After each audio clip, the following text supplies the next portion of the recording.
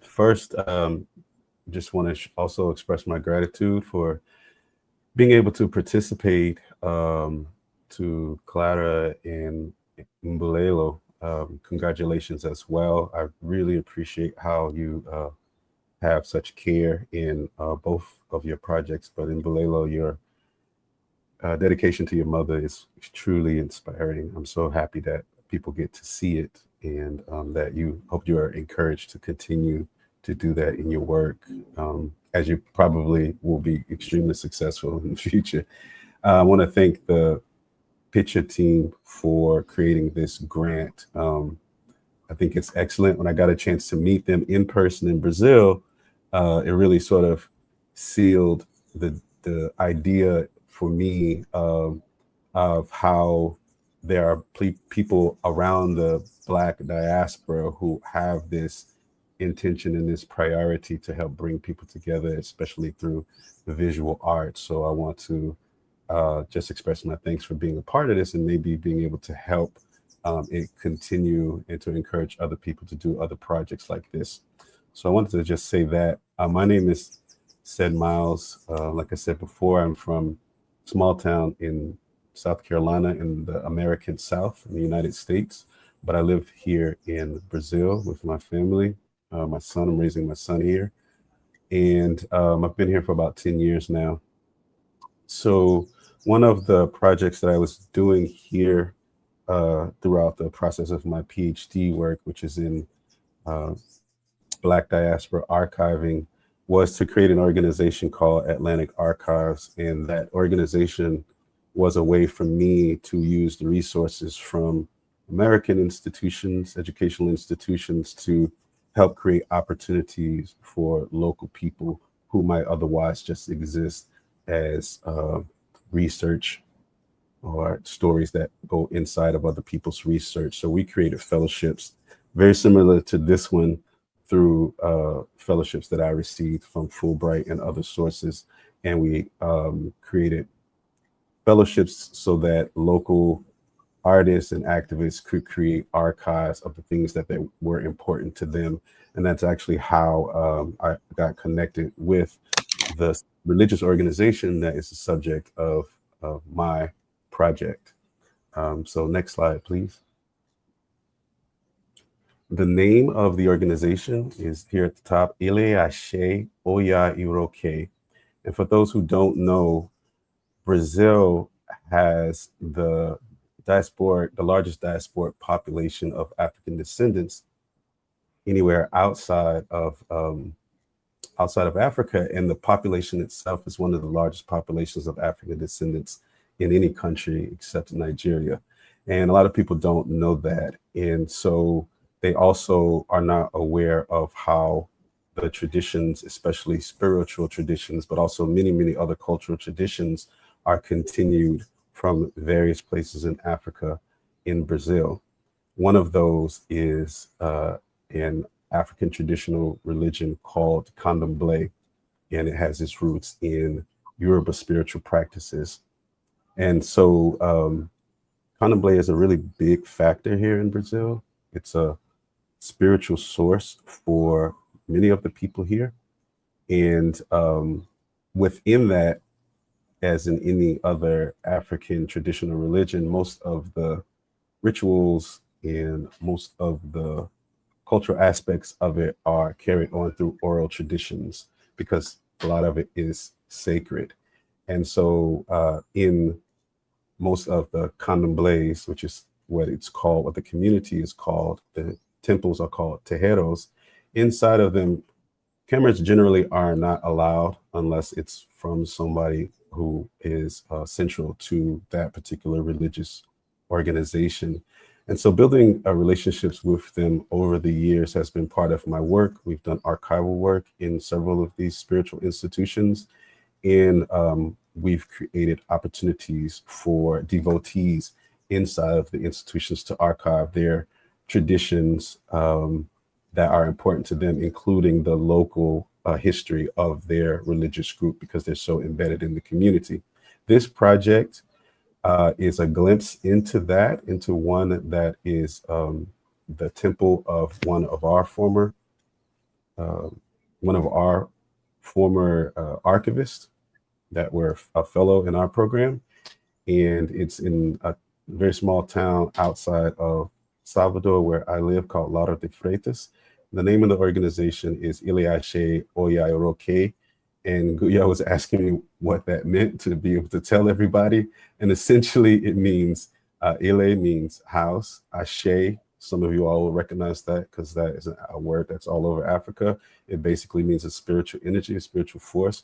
Oya is the particular deity in the pantheon of deities that are inside of Candomblé and other Yoruba-based religions. So it's Oya, otherwise known as Iyan, who is a very powerful deity or female deity.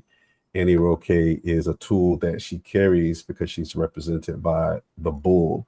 So she carries the tail of the bull, which is often used as a fan all over Africa. You all know that as an animal tail, but it's one of her, it represents one of her weapons. And so that is the name of this particular temple, because that's their orientation. So really quickly, the project centered around a glimpse into some spring rituals, the temple's spring cleaning, which is a very important ritual because inside of the temple, they have different rooms dedicated to the different orisha or the different deities. An offering to another deity called Iemanjá, which I'm sure a lot of you all are familiar with. She is the goddess of the ocean, essentially. And offering to the spirit of the Marujo, which are the spirit of sailors, essentially, or men who work in the water, including fishermen. And it's just something that happens at that time of year. Next slide. My mood board, also like the others, were other various images that I collected throughout various other temples that I've visited or been a part of. This project has me deeper inside, and so I'm using these past images as a way to sort of remind me of the way that the rituals go, because everything is live. So it's very important to try to be a part of it without being interruptive. Next slide, please. Standard equipment. Next slide. I talked a lot about the Candomblé already. There is a lot of respect, care, and community that are value systems within it. So if you are visiting, if you are a visitor, you have to reflect those as well. Next slide. Just one important thing to say, that the each house is sort of ruled like a mini matriarchal communities by a Mãe do Santo, or mother, Saint Mother. There are Saint Fathers as well, but this one is a Saint Mother. And she runs everything. You have to have permission for her to do anything there. So building that relationship was extremely important as well. Next slide.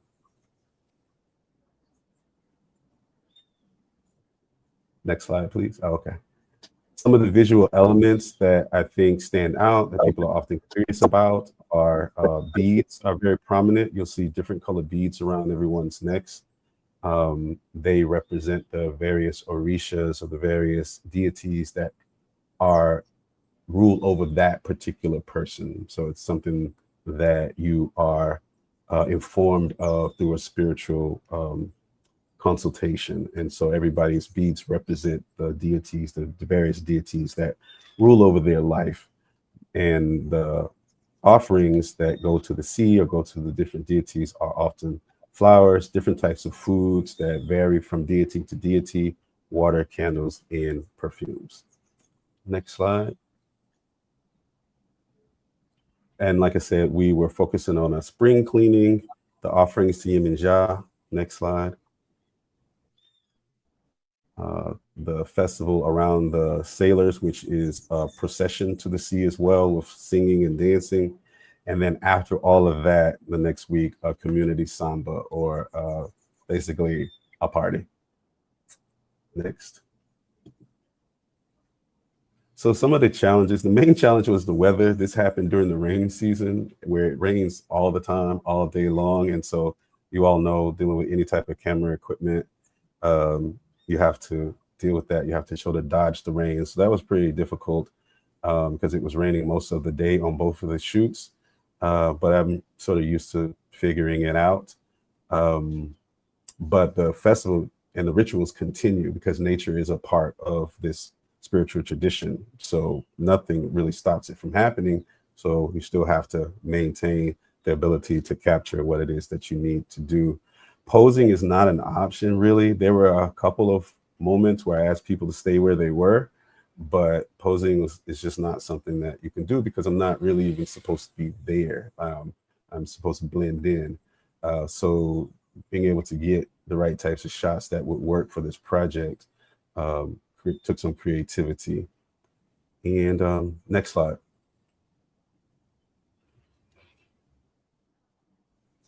I learned, like the others, to make sure to keep the pace of the actual house itself, to have a light touch as far as my presence is concerned, which is very different for a lot of photography. The photographer is usually leading everything. And having a former fellow of mine there as a part of it, helping to direct, was really important. So that mentorship and training that we've been doing over the years really came into play during this. Next slide.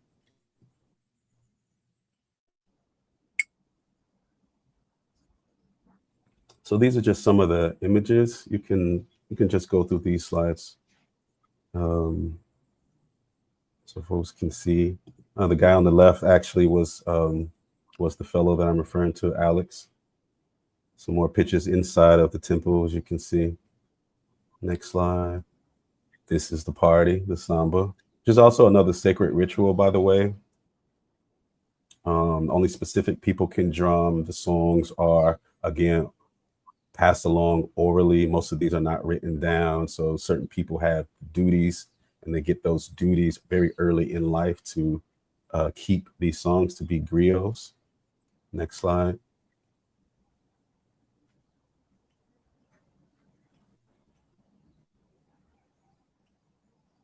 You can go to the next slide.